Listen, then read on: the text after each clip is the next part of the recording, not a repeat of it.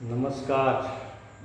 आइए आज अलंकारों में एक अत्यंत महत्वपूर्ण अलंकार प्रतीप अलंकार की चर्चा करें। और प्रतीप अलंकार में जो प्रतीप शब्द है, प्रतीप का शाब्दिक अर्थ होता है उल्टा। तो यह किसका उल्टा है? तो उपमा अलंकार हम लोगों ने पढ़ा। उपमा का ठीक उल्टा प्रतीप होता है।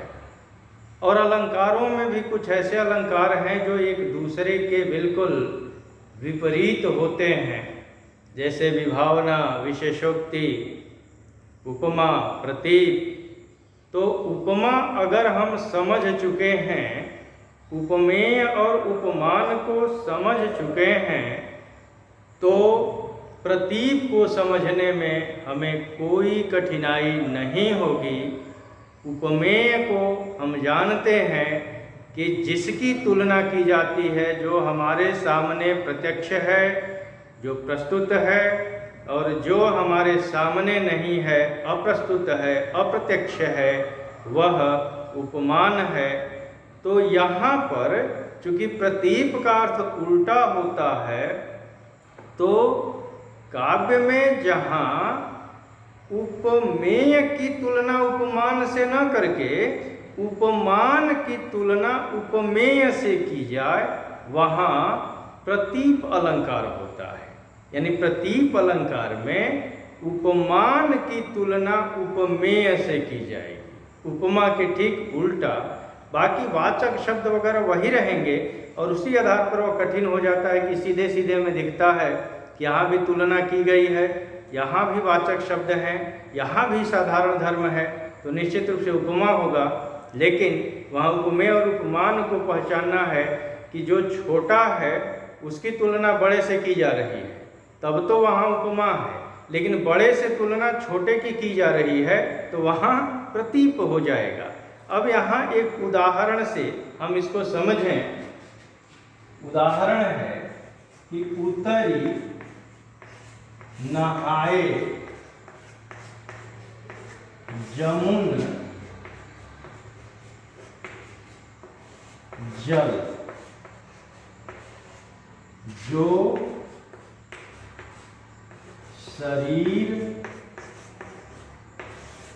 सम श्याम। उत्तरी नहाए जमुन जल, जो शरीर सम श्याम। अब यहाँ भरत जा रहे हैं राम को मनाने के लिए, चित्रकूट की ओर जा रहे हैं। तो यमुना के जल में स्नान करते हैं। तो यमुना के जल में जब उतर करके स्नान किया भरत शत्रुघ्न ने, तो यमुना के जल की तुलना उनके शरीर की श्यामता से की गई है। उत्तरी नहाए जमुन जल, जो शरीर सम श्याम।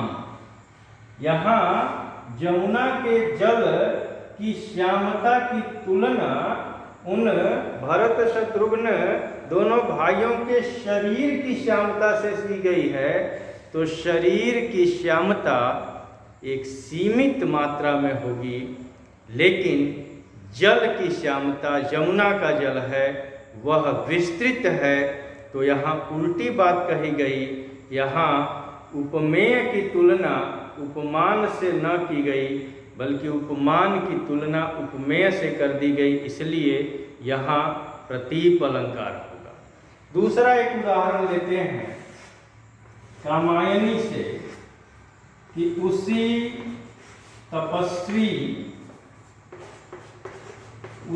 तपस्वी से लंबे थे देवदारू, दो चार खड़े। कामायनी, जैसा कि हम जानते हैं कि जयशंकर प्रसाद की सर्वोत्कृष्ट रचना जो 1935 में प्रकाशित हुई, 15 सर्ग जिसमें हैं, उसका पहला सर्ग है चिंता सर्ग।